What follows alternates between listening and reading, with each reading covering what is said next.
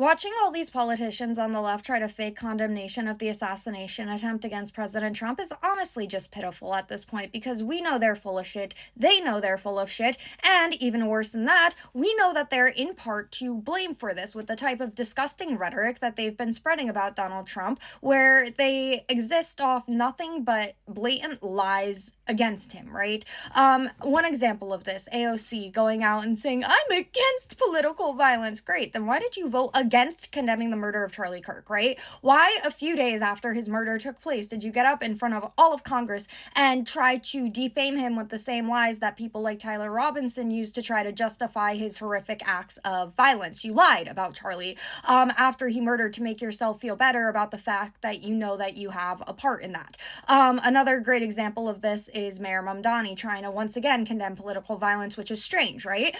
Because he decided that he was going to campaign alongside Hassan Piker. Hassan Piker openly promotes violence against political opponents and against the wealthy. Ironic because he is the wealthy, but that's neither here nor there. He openly is pro-violence, and that's who Mamdani decided that he was going to align himself with. So I don't want to hear this fake condemnation, right? Nancy Pelosi getting up on a stage publicly and saying to make Donald Trump and his administration uncomfortable everywhere they go. This is the type of thing that the left has been getting away with for ages.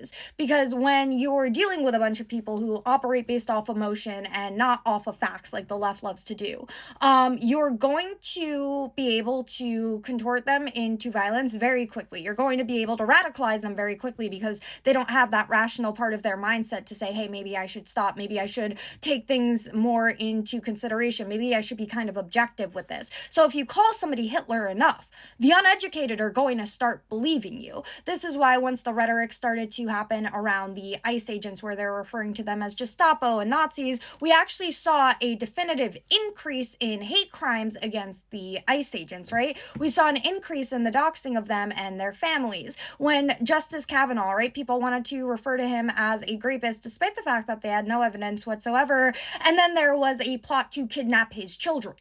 Right? And this could directly be linked back to the lies that the left have been telling about them. So I just don't want to hear your fake condemnation. I want to see you actually hold your side accountable and cut the shit.